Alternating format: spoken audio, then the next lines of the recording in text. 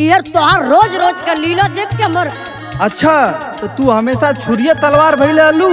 यही से कहल गई बनो पढ़ लिख भय लखनचन पाड़ा, जहाँ बैठे तहाँ खन्ने गाड़ा। ब्याहे के पहले बड़ी बड़ी लंबी लंबी बात करत रहला। तो अब्बा कहाँ छोट बात करीला। का कैला यार बोला का कैला यार अंग्रेजिया में पढ़ी के।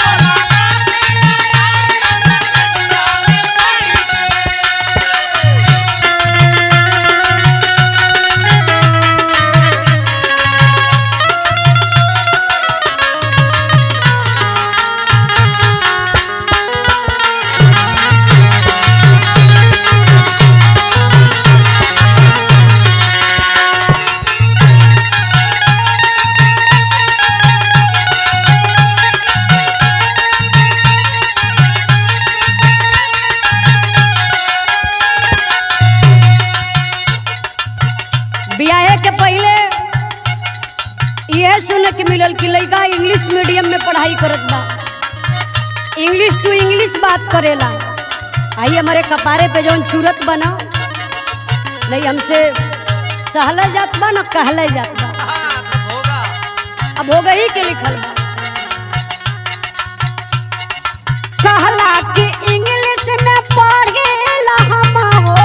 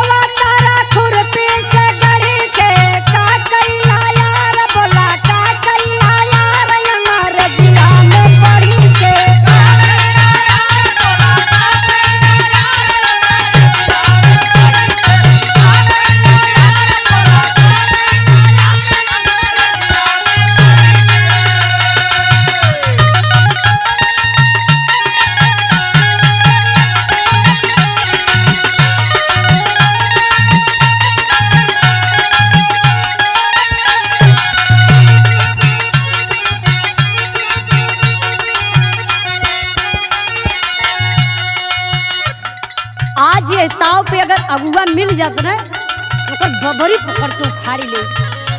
वो का बुझत कि हम केकर अगुआई करौले ही। सुना पापा हमार गोड़ पे पगड़ी पटकला।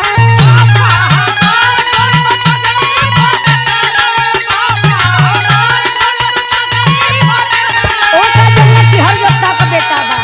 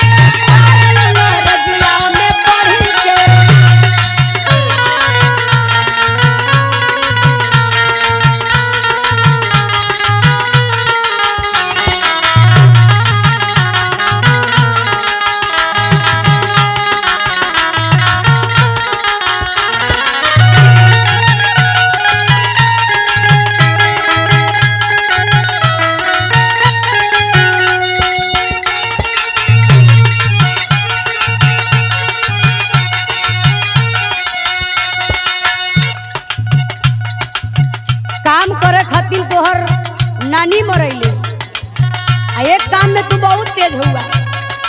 घरे में लइकन का लागल बाजार हो।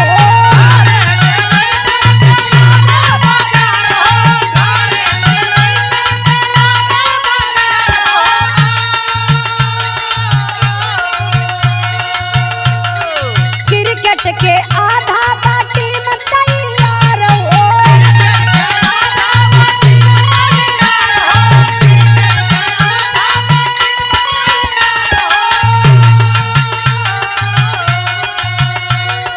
बोलेला उजाला प्यारे लाल से लकड़ी के का कैला यार बोला का कैला यार अंग्रेजिया में पढ़ी के।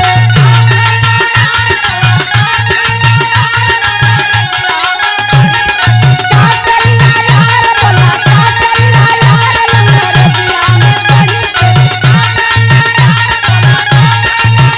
अंग्रेजिया में पढ़ी के।